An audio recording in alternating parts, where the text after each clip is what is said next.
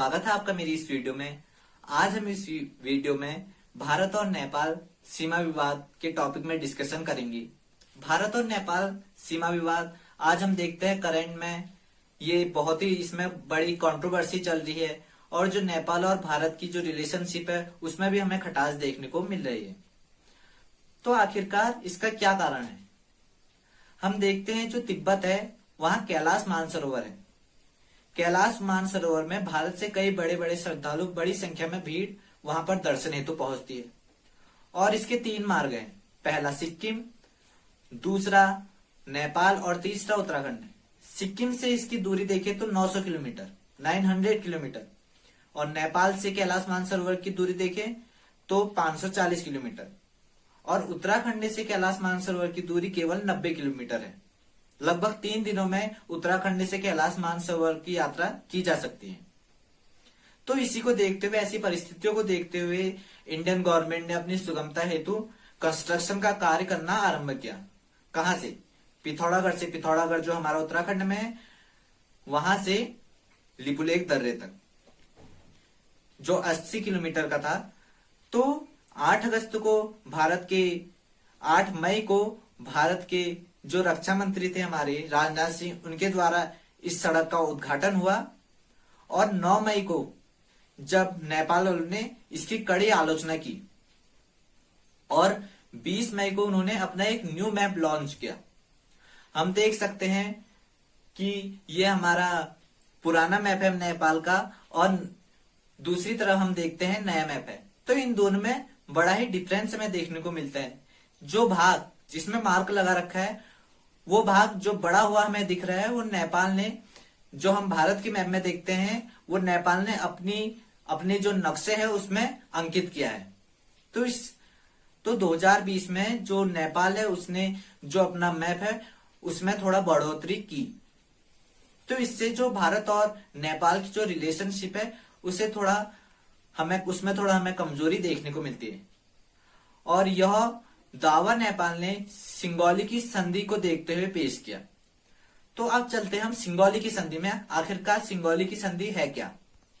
सिंगोली की संधि हम देखते हैं कि जो नेपाल के गोरखे थे उन्होंने भारत के जो उत्तराखंड, हिमाचल प्रदेश और कुछ तराई क्षेत्र उत्तर प्रदेश और बिहार के वहां पर आक्रमण कर दिया।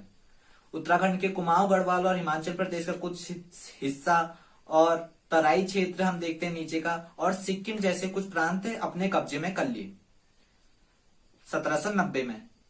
परंतु जब ब्रिटिश शासन भारत में था तब ब्रिटिश और गोरखों के बीच युद्ध हुआ जो 1814 से लेकर 16 तक चला, क्योंकि कई प्रांत थे जैसे सिक्किम, कुमाऊं गढ़वाल और तराई क्षेत्र हिमाचल प्रदेश का कुछ हिस्सा। तो इसी प्रकार जो युद्ध चला उसमें जो हमारे गोरखा थे उन्होंने बड़ी वीरता से लड़ाई की, परंतु उनको ब्रिटिशों द्वारा हार मिली। इस हार के बाद एक संधि हुई जिसे जो बिहार में जो स्थित है चंपारण, वहां सुंगोली नामक एक जगह में किस किस के बीच? गोरखों जो नेपाली और ब्रिटिश के बीच। कहा हुई? सुंगोली जगह में जो बिहार चंपारण में है। तो इसीलिए इसे सुंगोली संधि के नाम से जाना जाता है। 2 दिसंबर 1815 में इस संधि पर हस्ताक्षर हुए। कब? 2 दिसंबर 1815 में। और 4 मार्च 1816 में इस संधि पर अमल हुआ। इस संधि पर अमल हुआ। इसके तहत यह था कि जो नेपाल है उसकी बाउंड्री डिसाइड हुई।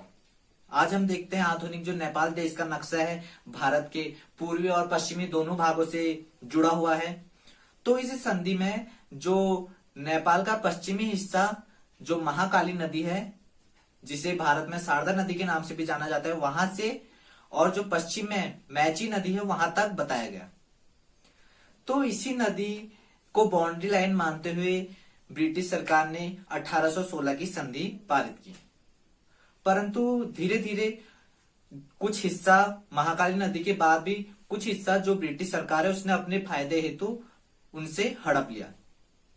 तो इसके बाद जो नेपाल है वह आज भी भारत और नेपाल के बीच एक कंट्रोवर्सी बनी हुई है कि आखिरकार जो पश्चिमी हिस्सा है हम देख सकते हैं मैप में वो किसका है। क्योंकि जो ब्रिटिश सरकार है उन्होंने यह डिसाइड किया कि जो महाकाली नदी है, जहां से ये महाकाली नदी आ रही है, वहीं से महाकाली नदी से इसकी बाउंड्री डिसाइडेड है। तो जो हमारा नेपाल है वो कहता है लुमियानधुरा है जो महाकाली नदी या शारदा नदी का उद्गम स्थल है। तो वहीं से हमारी बाउंड्री डिसाइडेड होती है, इसलिए जो काला पानी क्षेत्र है, लिपुलेख दर्रा है, लुमियानधुरा है, ये सभी हमारे अंडर आते हैं।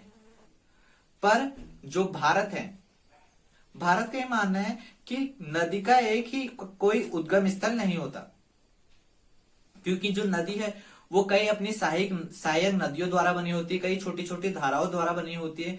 तो इसलिए जो इसका उद्गम स्थल भारत मानता है वो काला पानी, वहीं पर जो नदियां आकर भी मिलती हैं। तो इसी तरीके से नेपाल और भारत के बीच बड़ी ही जो उलझन है अब घट रही है, जिससे जो नेपाल और भारत की जो बॉन्डिंग है, जो रिलेशनशिप है, उसमें भी कमजोरियां देखने को मिलती है। परंतु इसमें एक अच्छा कुशल नेतृत्वकर्ता का होना जरूरी है, और सरकार, चाहे वो नेपाल सरकार हो चाहे भारत सरकार, दोनों को अपने एक अच्छे उचित कदम उठाने चाहिए, जिससे कि जो दोनों देश है उनके बीच जो मैत्रीपूर्ण पहले जैसे संबंध बने रहे।